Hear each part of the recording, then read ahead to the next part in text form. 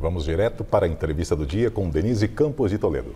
E nós vamos falar agora das divergências dos números das pesquisas, possíveis interferências nas eleições. Eu converso com o Paulo Nicole Ramires, que é cientista político, professor do curso de Ciências Sociais e Consumo da SPM. Paulo, boa noite.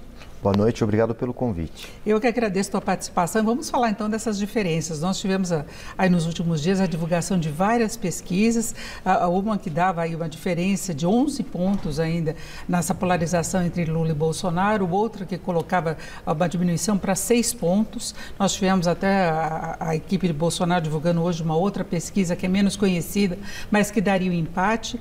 Agora, o porquê de tanta diferença? Porque a gente já vê muita gente questionando as pesquisas, achando que não é para valer, que elas são sempre tendenciosas. O que leva a uma diferença tão grande assim?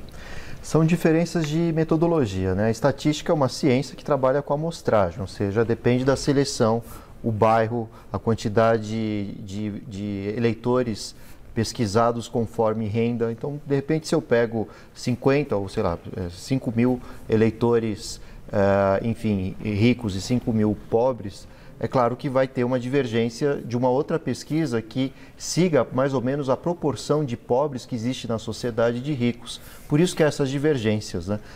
Mesmo as cidades escolhidas também para fazer as pesquisas, quantidade de pessoas em cada cidade, os bairros que os pesquisadores foram coletar essas informações. Então, a questão lembra muito o problema que nós tivemos com as vacinas, né? Todas eram eficazes, todas retratavam uma realidade, mas as porcentagens, né, de eficiência variavam de método para método.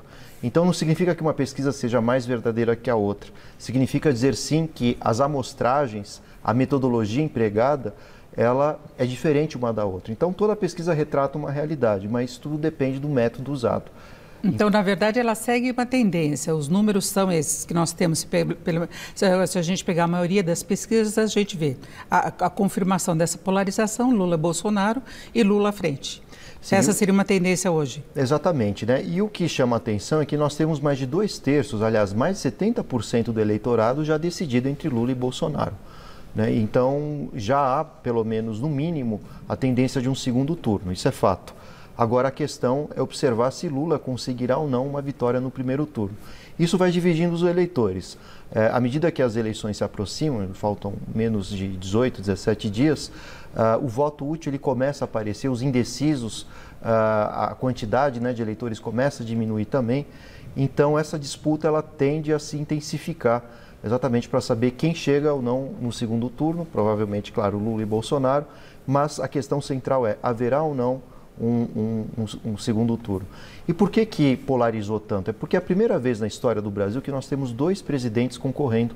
Então isso faz com que a memória do eleitorado fique muito mais vigorosa, né? A lembrança, né, dos 2 mandatos, tanto os pontos positivos e negativos, eles acabam sendo decisivos na escolha do eleitor. Na última eleição, em 2018, nenhum dos candidatos havia sido presidente. Então, por isso que as pesquisas tiveram mais variações, né? Inclusive o Bolsonaro partindo com índices muito baixos até alcançar sua alavancagem. Mas hoje a gente tem outro cenário. Como eu disse, mais de 70% do eleitorado já está decidido. Agora, eu já tive até candidatos aqui que vieram aqui, que eles falam muito da diferença de pesquisas que são feitas por telefone ou pessoalmente com a pessoa, em casa ou nas ruas. Porque a pessoa pode ou vacilar diante de alguma informação e ter aquela votação espontânea e aquela quando você indica quem são os candidatos. Aí depende muito do nível de conhecimento. O que prevalece? Bom, tudo depende da amostragem e da metodologia, como eu disse. Depende da abordagem do pesquisador, se ele apresenta os nomes dos presidenciáveis ou se espera que o próprio eleitor espontaneamente diga em quem irá votar. Então, isso vai fazendo com que haja essas diferenças, né? Mas o importante é notar que existe, né, uma certa estabilidade nos números, né? Lula entre 42%, 45%, Bolsonaro entre 32% e 37%. Então, acho que a gente tem que se basear mais nessa média, apesar das diferenças das pesquisas, para ter pelo menos um panorama de como esses candidatos estão se comportando. Agora, a gente tem institutos tradicionais, novos institutos que começaram agora a fazer essa pesquisa. A gente tem, por exemplo, o Estadão, que faz um agregador das pesquisas, e o último dava assim, 44 por Lula e 33 para Bolsonaro, mais ou menos na pontuação que você colocou. Não é? Essa seria uma tendência? Dá para fazer essa média aí das pesquisas, porque aí pegaria uma amostragem maior? Eu ia comentar exatamente isso, né? Como eu disse, não significa que haja uma pesquisa mais verdadeira que a outra, depende da metodologia, mas para a gente chegar num meio termo, o ideal é a gente consultar exatamente essa plataforma do Estadão, porque ele traz a média de todas as pesquisas, o que dá exatamente os números que você apontou aqui. Agora, para fazer uma amostragem, não depende apenas dos locais. A gente tem, por exemplo, nichos de eleitorado, por exemplo, evangélicos que apoiam mais o presidente Bolsonaro, os mais pobres que apoiam mais Lula. Inclusive, havia uma expectativa de mudança de cenário com a liberação do Auxílio Brasil de um valor maior, que pegaria exatamente esse nicho que seria mais favorável a Lula. Nós temos a questão das mulheres, a rejeição também mais alta em alguns segmentos. Isso entra em alguma medida na amostragem ou é mais por faixa de renda, faixa etária, sexo? Varia, claro, né, de bairro para bairro, depende da religiosidade, onde há mais concentração de poder aquisitivo e menor. Há muitos bairros que têm contradições em várias cidades, né? Você tem uma rua que é mais rica, outra mais pobre. Então, isso depende da metodologia, como eu disse, né? Mas a questão central é a gente perceber que o debate que a gente está tendo aqui para ver quem está mais certo ou está errado, ou pelo menos essa variação dos números, isso é positivo porque isso mostra que a sociedade brasileira é muito heterogênea, né? É difícil a gente conseguir, num país com mais de 200 milhões de habitantes, ter uma pesquisa que crave definitivamente se haverá ou não primeiro ou segundo turno. Há regiões do país que os pesquisadores não chegam, nem mesmo telefone ou internet.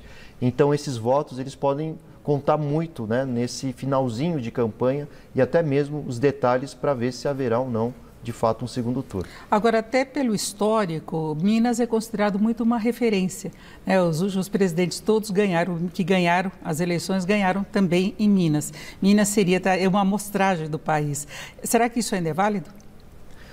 Pode ser, né? Mas estatística é probabilidade, né? E é uma tendência muito clara de ser assertiva, né? Mas, como eu disse, nem sempre as pesquisas alcançam a totalidade representativa da heterogeneidade da população brasileira. Agora, Paulo, você falou da questão do voto útil e, nesse sentido, as pesquisas podem interferir nas eleições, né? Quando você percebe que talvez o candidato menos ruim na sua visão possa ganhar, você pega e migra o seu voto. Você percebendo que o seu candidato não tem a menor chance, você faz uma outra escolha para ir naquele que tem mais chance. Isso pode acontecer? Pode acontecer e a tendência é que esteja acontecendo de fato, né? Isso porque o Bolsonaro deu uma alavancada em algumas pesquisas, né? O próprio Lula também teve uma pequena ascensão, né, na pesquisa IPEC, e que vai demonstrando, né, que os demais candidatos começam a perder um pouco o fôlego, já tinham pouco, né, e estão perdendo o que tinham, e isso vai sendo transferido tanto para o Bolsonaro quanto para o Lula. E o cenário que a gente tem, os bolsonaristas e aqueles que de alguma forma têm empatia com o Bolsonaro não querem o PT de novo no poder por conta de todos os casos de corrupção que foram divulgados pela mídia. E aqueles que estão se aproximando de Lula e os próprios petistas não querem Bolsonaro em função dos últimos 4 anos de governo que envolveram questões ambientais, problemas em torno da pandemia, assim como também a crise econômica, a inflação. E vale dizer que o Bolsonaro demorou muito para dar uma reação, uma resposta à sociedade. Praticamente aos 45 minutos do segundo tempo vieram os auxílios, o valor do combustível caiu e, de fato, o PIB começa a mostrar um suspiro para a sociedade brasileira. Mas tenho a impressão que, em um mandato de 4 anos, esses dados positivos, quando aparecem às vésperas das eleições, na visão do eleitor, parece ser medida meramente eleitoreira e não um plano de governo. Mesmo o beneficiado, ele pode ter essa percepção de que foi uma medida de última hora. Sem dúvida, né? Isso porque estamos às vésperas das eleições enquanto que o Bolsonaro teve mais de 3 anos para fazer ajustes na economia brasileira. Agora, Paulo, estamos quase encerrando. E aquelas mudanças que tem no último dia, que a gente tem a última pesquisa divulgada e aí na hora da votação, e aí que gera muita desconfiança mesmo, tem uma arrancada final de um candidato que muda o cenário. A gente teve, por exemplo, o Zema em Minas Gerais, não é, nas últimas eleições. As pesquisas não pegam a tendência. O que motiva essa mudança de última hora? Essa mudança ela ocorre mais nos planos estaduais, municipais, né, vereadores, deputados dos estados também, porque, de certa forma, o foco está centralizado do eleitorado para a campanha presidencial. Então, isso faz com que o eleitorado ele não tenha tantas informações e na mesma quantidade de qualidade em relação à campanha presidencial. E o resultado disso é que o eleitor ele aflora os seus sentimentos, né, e suas decisões às vésperas das eleições. E isso faz com que a gente tenha uma gangorra, muitas vezes, nas pesquisas. Escolha de última hora com as informações de última hora, é isso? Exatamente. É isso. Conversamos com Paulo Nicole Ramires, que é cientista político, professor do curso de Ciências Sociais e Consumo da SPM. Muito obrigada. Uma boa noite. Eu agradeço. Boa noite.